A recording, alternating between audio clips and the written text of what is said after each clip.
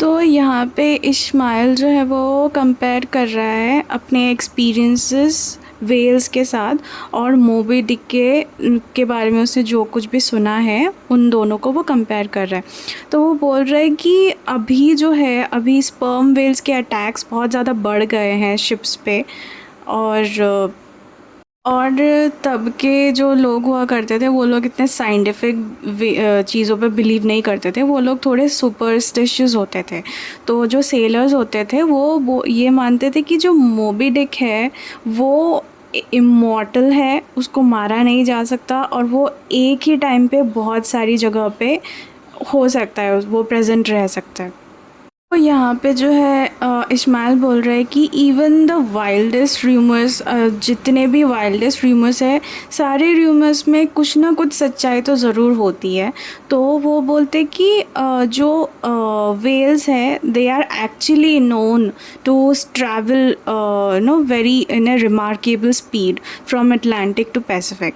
तो इसीलिए ये पॉसिबल हो सकता है कि जो वेल है वो पैसिफिक में कहीं भी मतलब एक बहुत जल्दी एक जगह से दूसरी जगह ट्रैवल कर सकता है। तो इसका मतलब एक ही टाइम पे वो एक जगह से दूसरी जगह मतलब बहुत जल्दी ट्रैवल कर सकता है। मोबी डिक की एक ख़ासियत है कि उस वो हमेशा बच जाता है, जब भी उसे कोई भी शिप अटैक करने आता है तो वो हमेशा बच जाता है, ये उसकी बहुत बड़ी ख़ासियत रही है। तो ये जो चैप्टर 41 है ये पूरा मोबी डिक को ही मोबी डिक को डेडिकेट किया गया है और इस चैप्टर का नाम भी मोबी डिक ही है। तो इसमें फ़र्दर जो है इस्माइल ये एक्सप्लेन करता है कि किस तरीके से ऐब ने अपना जो पैर है वो अ, अब उसके पास नहीं है। तो वो बोलते हैं कि उसने मोबी डिक को एक नाइफ़ के साथ अटैक करने की कोशिश की थी और तभी जो है मोबी डिक ने उसके बोट को डिस्ट्रॉय कर दिया था। फिर समय तो जो है मेडिकल इंडस्ट्री जो है वो भी इतनी फ्लरिश नहीं थी, तो इसीलिए उसको बहुत ही ज़्यादा बहुत बुरे वाले दर्द से गुज़रना पड़ा था और फिज़िकल दर्द से, मेंटल सफ़रिंग से। उसके बाद वो शिप जो है वो नैंटुकेट रिटर्न कर गई थी, जिस शिप में वो था वो शिप इस नैंटुकेट में रिटर्न कर गई थी।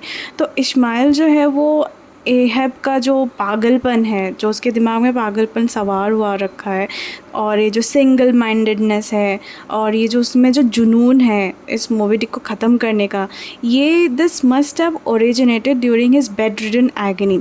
तो जिस वक्त पे उसका पैर टूटा था, ख़राब हुआ था और उसको काटा भी गया था, तो उस टाइम पे जो दर्द उसने सहा वही दर्द एक बीज की तरह उसके दिमाग में बैठ गई और उसी दर्द ने उसका जो ये जुनून है इस जुनून को जन्म दिया। Chapter 42 the whiteness of the well. तो इसमें इस्माइल जो है वो एक्सप्लेन करता है कि मोबी डिक उस टाइम पे उस वॉयज पे उसके लिए क्या मीन करता था। तो मोबी डिक का जो वाइटनेस है वो इस्माइल को बहुत ही ज़्यादा मतलब डराती है, क्योंकि उस टाइम पे जो है वाइट्स जो है ब्लैक्स पे रूल किया करते थे, स्लेवरी का मोमेंट था। तो जब वाइटनेस जो कलर है वो ऑलरेडी एक रेशियल सुपीरियॉरिटी का एक सिंबल था उस टाइम पे, और जब ये वाइटनेस को इस वाइटनेस को एक टेरिबल चीज़, एक किलर किसी चीज़ के साथ जोड़ा जाता है तो वो और भी ख़तरनाक हो जाता है, सच एज़ द शार्क या फिर पोलर बेयर। तो ये सारे भी जो एनिमल्स है, फ़िश है, इनको ये लोग भी वाइट ही है। तो जब वाइट को ऐसे चीज़ों से जोड़ा जाता है तो ये और भी ज़्यादा ख़तरनाक हो जाता है। चैप्टर 43। इस चैप्टर में एक जो सेलर है, तो सेलर्स जिनको वॉच करने का काम दे रखा है, उन लोगों ने एक नॉइज़ मतलब किसी के बात करने की आवाज़ सुनी होल्ड शिप के होल्ड के तरफ से। तो उन्होंने नहीं सुनी, सिर्फ एक ही ने सुनी। तो वो बोल रहा था यार मुझे किसी के बोलने की आवाज़ आई शिप के होल्ड की तरफ से, लेकिन दूसरे को कुछ सुनाई ही नहीं दिया। फिर वो बोलता है कि स्टब जो है, स्टब ने भी इस जो बातचीत करना का की आवाज़ है उसको सुना है, और दूसरे जो लोग हैं उन्होंने भी सुना है about this mysterious passenger in the hold. तो अब वो कौन है वो अभी तक हमें पता नहीं है। Chapter 44 the chart. इसमें इश्माइल डिस्क्राइब करता है किस तरीके से जो एहब है वो मोबी डिक को लोकेट करने की कोशिश करता है। तो एहब प्रिडिक्ट करता है कि मोबी डिक कहाँ हो सकता है by tracing the ocean currents. तो ओशन करेंट्स को फॉलो करते हुए मोबी डिक आएगा इन सर्च ऑफ फूड। तो उसी ओशन करेंट्स को वो भी फॉलो करता है एहब। और एहब को ये भी पता है कि Moby Dick is known to show up in certain places at the same time at same time at this time of the year. ठीक है, तो एहब का जो ये फोकस है, ये जो मतलब एक फोकस रहता है उसके दिमाग में, और यही फोकस जो है उसके जुनून में बदल रहा होता है, और फिर ये जो जुनून है उसका एक पागलपन के का रूप ले लेता है। और कब तो ये इस्माइल जो है वो ये स्पेकुलेट कर रहा है कि उसकी जो आत्मा है वो इस पागलपंती से छुटकारा पाने की कोशिश कर रही है। ताश्तेगो ने एक व्हेल को देखा और सब लोग एकदम जो है अलर्ट हो गए। सब अपने जो है हारपून बोट में निकलने वाले थे। हारपून बोट एक छोटा सा बोट होता है जिसमें सब लोग निकलते हैं व्हेल को मारने के लिए। मतलब शिप से तो मार नहीं सकते, इसलिए कुछ हारपून बोट्स रखे जाते हैं, तो उसमें निकल के वो लोग जो है व्हेल्स को मारने के लिए अब निकलने ही वाले थे। तभी 5 डस्की फैंटम्स मतलब 5 व्हेल्स जो है एकदम से आ गई और एहब के चारों ओर एकदम मतलब घूमने लग गई। आप लोगों को याद होगा 2 सेलर्स जो थे उन लोगों को शिप के होल्ड से किसी की बात करने की आवाज़ आई थी, सुनाई दी थी उन लोगों को। तो वहाँ जो था, वहाँ एक इंसान था जिसका नाम था फेडल्ला, और वो जो है वो एक डार्क स्किन्ड सिनिस्टर फिगर है with a Chinese jacket and turban जो पहनता है वो अपने ही बालों से को कॉइल करके वो पहनता है। और उसके कुछ साथी है जो फिलीपींस से आए हुए हैं। तो वो सब जो है शिप के होल्ड में ही छुपे हुए थे, और इनसे मिलने वो बार बार जो है एहब जाता था, बात करता। तो जो एहब है वो उसका सीक्रेट क्रू थे, वो सारे एहब के सीक्रेट क्रू थे। एहब ने किसी को बताया नहीं था उन लोगों के बारे में। तो जब वो लोग एकदम से ऊपर आए व्हेल्स को मारने के लिए, तो सब लोगों को पता चला, अरे ये लोग तो मतलब इन्हीं लोगों की आवाज़ थी जो हम लोगों ने सुना था। तो शिप के जो सारे मेंबर्स थे वो लोग एकदम सरप्राइज्ड हो गए थे, या थोड़े डिस्ट्रैक्ट भी हो गए थे अपने न्यू क्रू को देख के। लेकिन जो फ्लैश किया उसने बोला कि अपना काम करो, ये सब इन सब के बारे में हम बाद में बात करेंगे, पहले व्हेल को हंट करने के ऊपर कंसंट्रेट करो।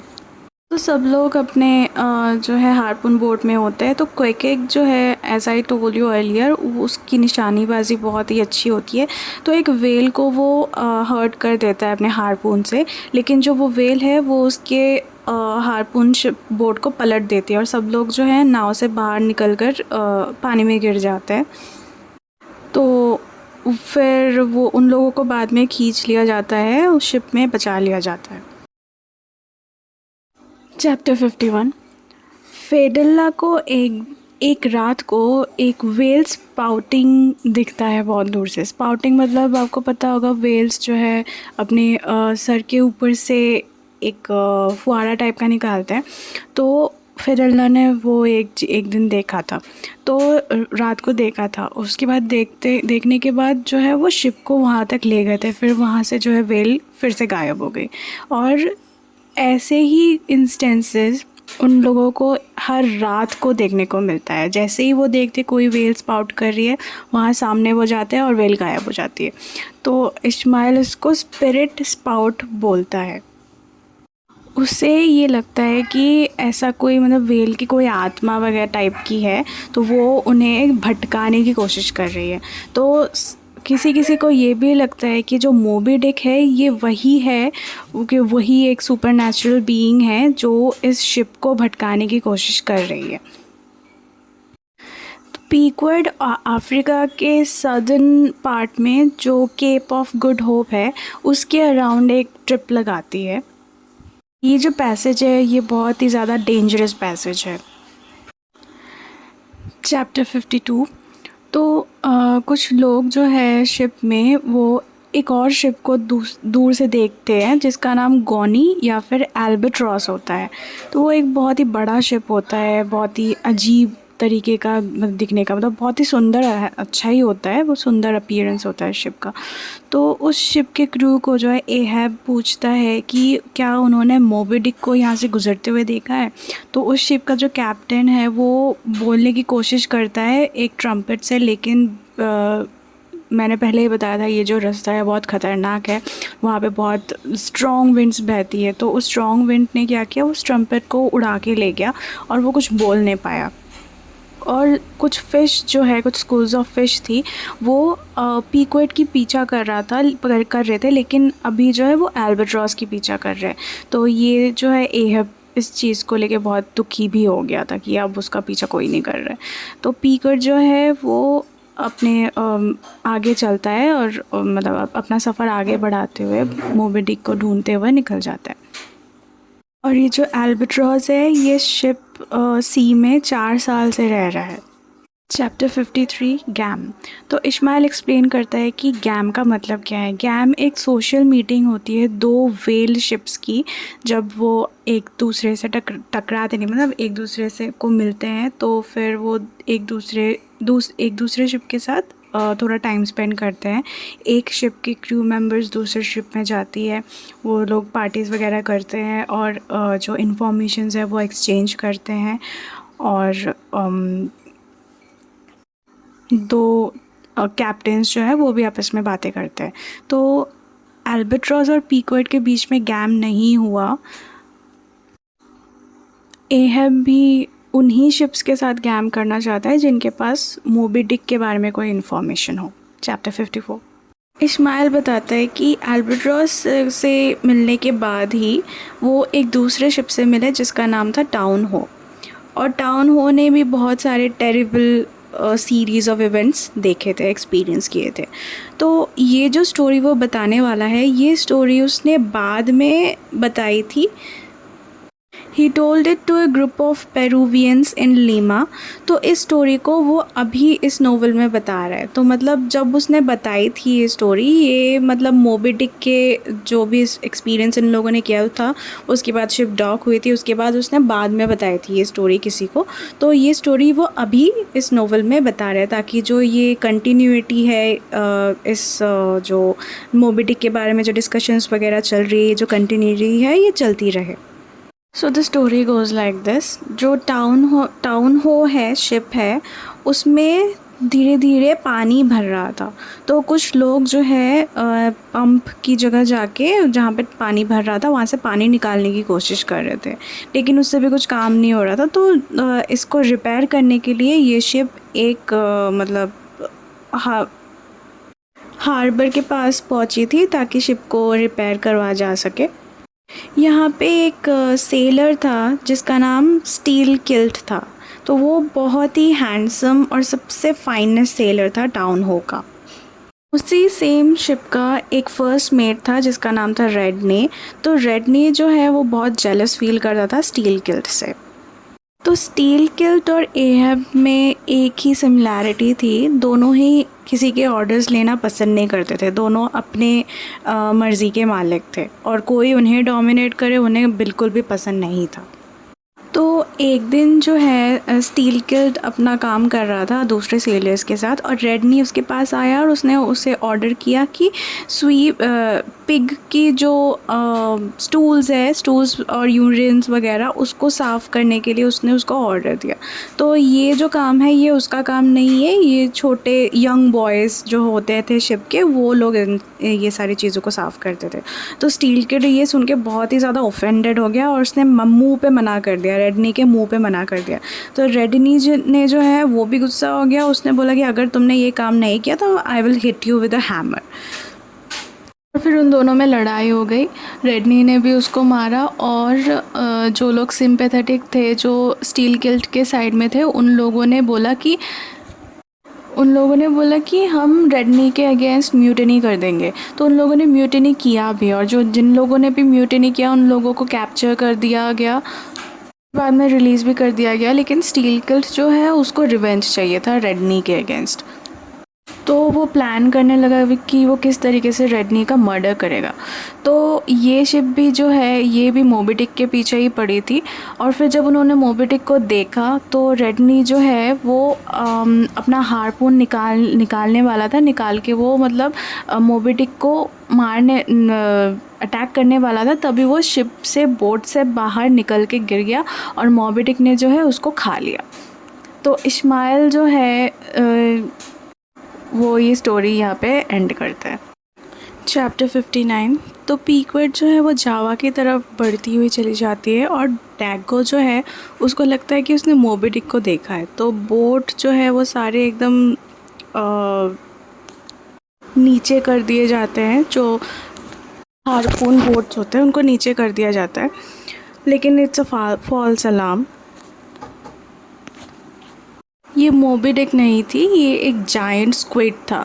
तो स्क्विड जो है वो तब वो लोग इसे एज अ बैड ओमेन अपशगुन के नाम पे जानते थे। तो इस्माइल नोट करता है कि स्क्विड जो है वो स्पर्म वेल का खाना होता है, लेकिन स्पर्म वेल जो है lives largely out of sight beneath the sea's surface. लेकिन क्वेकेक जो है वो इस स्क्विड को एज अ गुड ओमेन मानता है, क्योंकि अगर स्पर्म वेल का खाना उन्हें मिला है तो इसका मतलब स्पर्म वेल भी आसपास ही होगी कहीं। तो जो क्रू है उसको स्पाउटिंग स्पर्म वेल दिखता है और स्टब और टैस्टेगो जो है वो उस स्पर्म वेल को मार देते हैं। चैप्टर 71। तो इसमें जो है एक दूसरे शिप जिसका नाम जेरोबोम होता है वो पीकवेट से मिलने आती है। तो जो जेरोबोम है वहाँ पे जो है कुछ लोगों को बीमारी हो रखी है, इसलिए पूरी की पूरी जो शिप क्रू है वो सब नहीं आते हैं, पर शिप का जो कैप्टन होता है वो एक छोटा सा बोट लेके आता है पीकवेट के पास, जो एहेब है उसके साथ बात करने के लिए। तो शिप का जो कैप्टन था मेह्यू MAYHEW, उसके साथ एक और इंसान आया था जिसका नाम था गैब्रियल। तो ये जो इंसान है गैब्रियल, इसको स्टब ने पहचान लिया था, क्योंकि स्टब ने इस इंसान के बारे में पहले भी सुन रखा है कि इसके बहुत सारे किस्से हैं। जैसे कि फॉर एग्ज़ाम्पल उसने ये सुन रखा है कि गैब्रियल अपने आप को एक आर्क एंजल मानता है, वो भविष्यवाणी करता है। तो एक बार उसने एक कैप्टन को जंप कर दिया था, तो मतलब जंप करने को बोला था उस शिप से, तो उसने जंप भी कर दिया था और उस वजह से जो है उसने सारे क्रू को मेस्मराइज़ कर दिया था। ऐसे ऐसे कुछ कहानियाँ सुनी है उसके बारे में। तो जेरोबोम का जो कैप्टन है he wanted to get rid of Gabriel at the next port, लेकिन जो क्रू है उन्होंने बोला कि अगर गैब्रियल को नेक्स्ट पोर्ट में आपने छोड़ दिया तो हम भी जो है ये पूरे शिप को छोड़ के चले जाएंगे। तो गैब्रियल के बहुत ऐसे ऐसे किस्से थे। तो जो सेलर है पीकवेट में, जो भी सारे सेलर्स हैं वो अब गैब्रियल को अपने सामने देख रहे हैं। तो कैप्टन मेह्यू है जो वो एहेब से बात करते करते वो वाइट वेल के बारे में बताता है और उसकी कहानियाँ अबाउट वाइट वेल के बारे में बताता है। गैब्रियल भी मतलब उनके साथ बैठा हुआ होता है। तो अकॉर्डिंग टू मेह्यू, वो जो है मेह्यू ने मोबी डिक के बारे में तब सुना था जब वो किसी और शिप के कैप्टन के साथ बात कर रहा था, और गैब्रियल ने पहले ही मना किया था कि इस मोबी डिक को मारने से, और उसने ये कहा था कि ये जो है गॉड का एक इनकारनेशन है, इसलिए इसको मारना सही नहीं है। तो गैब्रियल के मना करने के बावजूद नेक्स्ट जिसने भी उसने मना किया था, जिस भी कैप्टन को, वो उस कैप्टन ने नेक्स्ट ईयर फिर मोबी डिक को हंट करने का फ़ैसला किया। तो एक मेट है, मतलब एक सेलर, उसी शिप का एक सेलर ने डिसाइड किया कि ठीक है वो मारेगा। मारने के लिए उसने जो हार्पून बोट है उसको नीचे किया, और जैसे ही वो मारने के लिए आगे बढ़ा तो जो वो मोबी डिक है उसने उसको हवा में उछाल दिया और उसको पानी में डुबा दिया, और फिर और किसी को कुछ भी हार्म नहीं किया, बस वही इंसान जिसने उस पर हार्पून मारने की कोशिश की थी उसको उसने मार डाला। तो ये जो स्टोरी है सॉरी उसके बाद जो है गैब्रियल ने तो पहले ही मना किया था ना कि उसको नहीं मारने के लिए, तो ये जो भविष्यवाणी है इसके बाद जो जितने भी सारे क्रूज़ थे वो सारे जो गैब्रियल के डिसाइपल्स बन गए। तो एहब जो है ये कहानी सुनने के बाद भी वो बोलता है कि नहीं, I still want to hunt Moby Dick and I want to kill him. तो इसमें जो गैब्रियल है वो बोलता है कि देखो ऐसा मत करो, अगर ऐसा करोगे तो तुम्हारे लिए बहुत मुसीबत की बात हो जाएगी। चैप्टर 73। तो पीकवर्ड जो है वो राइट वेल को स्पॉट करती है और इसको भी मार डालती है। तो स्टब फ्लैश को पूछता है कि अहब अब इसके साथ क्या करने वाला है। तो तब जो है राइट वेल्स को इतना वैल्यूएबल नहीं माना जाता था देन स्पर्म वेल्स, उनकी इतनी वैल्यूज़ नहीं थी। तो फ्लास्क जो है रिस्पॉन्ड करता है कि फेडल्ला का कहना है कि जिस शिप के स्टार बोर्ड में मतलब राइट साइड पे राइट वेल का सर होगा और लार बोर्ड में मतलब left side of the ship में स्पर्म वेल का हेड अगर राइट साइड पे होगा शिप का और राइट वेल का सर अगर लेफ़्ट साइड के होगा शिप के, तो वो शिप कभी पलट नहीं सकती, ऐसा फेडल्ला का कहना है। फिर स्टब और फ्लास्क जो है इस बात पे बहुत हंसते हैं और वो बोलते हैं कि उन लोगों को फेडल्ला बिल्कुल पसंद नहीं है, उन लोगों को वो एक डेविल इन डिस्गाइज लगता है। और जब राइट वेल का सर रख दिया जाता है ऑपोजिट डायरेक्शन पे जहाँ पे स्पर्म वेल का था, तो जो शिप है वो एक्चुअली बैलेंस आउट हो जाती है। यहाँ पे इस्माइल ऑब्ज़र्व करता है क्योंकि उसे इन सब बातों पे बिल्कुल भरोसा नहीं है, ये अंधविश्वास की बातों पे। तो वो बोलता है कि अगर एक भी वेल का हेड इस शिप के आजू बाजू नहीं लटकाया होता तब भी जो है ये शिप और अच्छी तरीके से फ्लोट करती। चैप्टर 81। तो जो पीकवर्ड है वो एक दूसरे शिप से मिलती है जिसका नाम युंगफाओ, जो एक जर्मन शिप होती है। मतलब युंगफाओ का मतलब होता है वर्जिन। तो ये जो वर्जिन शिप है she is out of oil, उसका जो सारा ऑयल है वो ख़त्म हो गया है एंड उसने एक भी वेल्स को अब तक नहीं पकड़ा है। तो उसका जो कैप्टन है वो पीकवर्ड से मदद मांगने की कोशिश करता है, ही बेग्स फॉर सम, मतलब वो उससे कुछ ऑयल मांगने की कोशिश करता है। तो एहब जो है वो वाइट वेल के बारे में पूछता है जो युंगफाओ से, तो वो बोलता है कि नहीं, उसके पास कोई इन्फॉर्मेशन नहीं है। तो तभी जो है उन दोनों को एक वेल दिखता है और युंगफाओ का जो कैप्टन है वो फटाफट उसको चेज़ करने की कोशिश करता है और पीकवर्ड जो है वो भी उसको चेज़ करने की कोशिश करती है। तो पीकवर्ड जो है वो चाहती है कि उसको वो पहले पकड़े, जर्मन शिप के पहले वो पकड़े। तो वेल जो है वो थोड़ा बूढ़ा है, वो ब्लाइंड भी है और इसका जो फ्लैश है ये बहुत ही एंशिएंट लुकिंग मतलब का जो फ्लैश है उसमें एक एंशिएंट लुकिंग स्टोन उनको दिख रहा है जो एक हार्पून होता है। इस जो वेल है इसको बहुत पहले किसी ने इसको ज़ख़म किया था एक हार्पून से।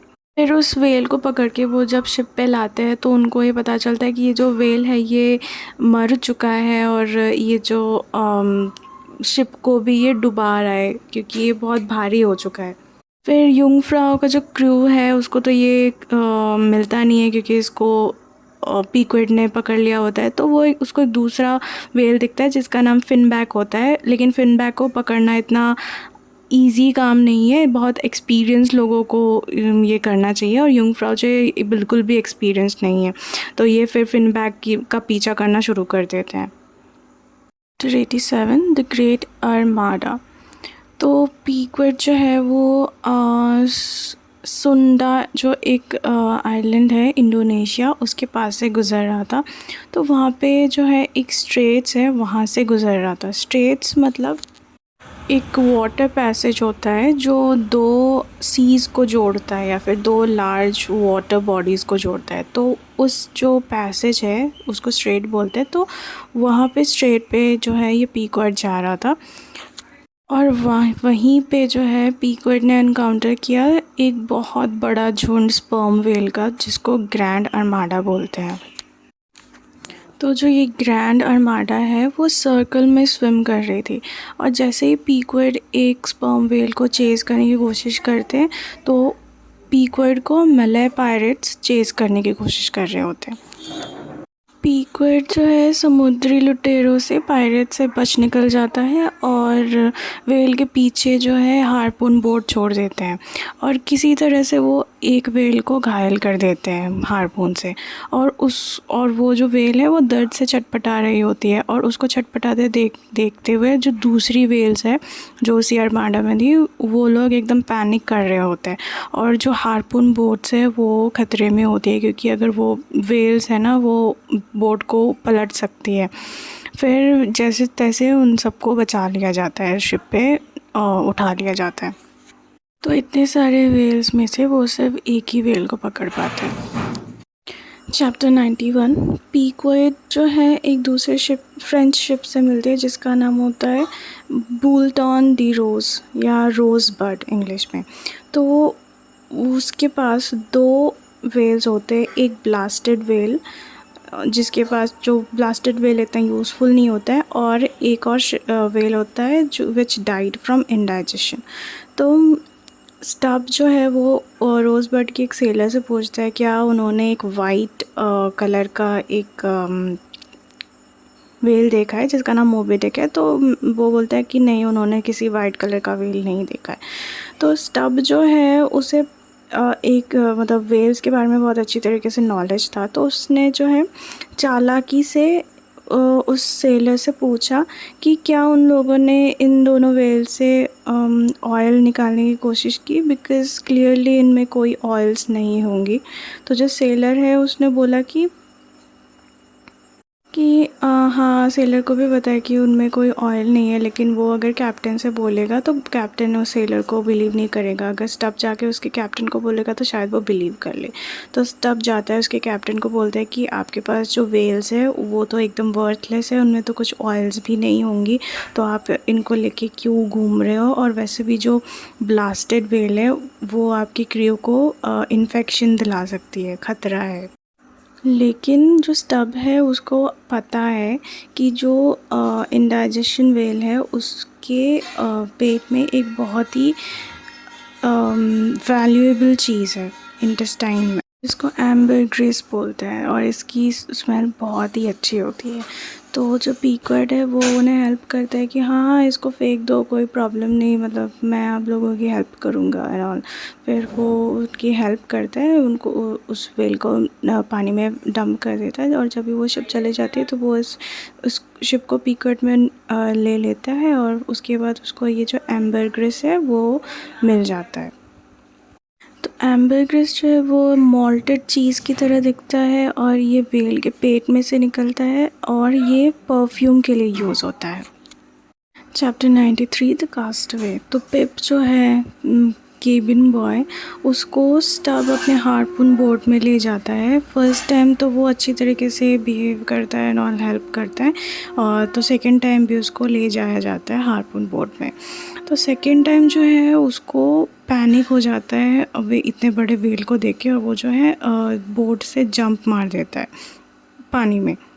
तो फिर जो है उसको बचाने के लिए जो व्हेल उन्होंने पकड़ा था उसको छोड़ना पड़ता है और पिप को बचा लिया जाता है। तो स्टब जो है वो उसे वार्निंग देता है कि अगर नेक्स्ट टाइम उसने ऐसा किया तो वो पिप को वापस नहीं उठाएगा, वो वहीं पे छोड़ देगा, पानी में ही छोड़ देगा।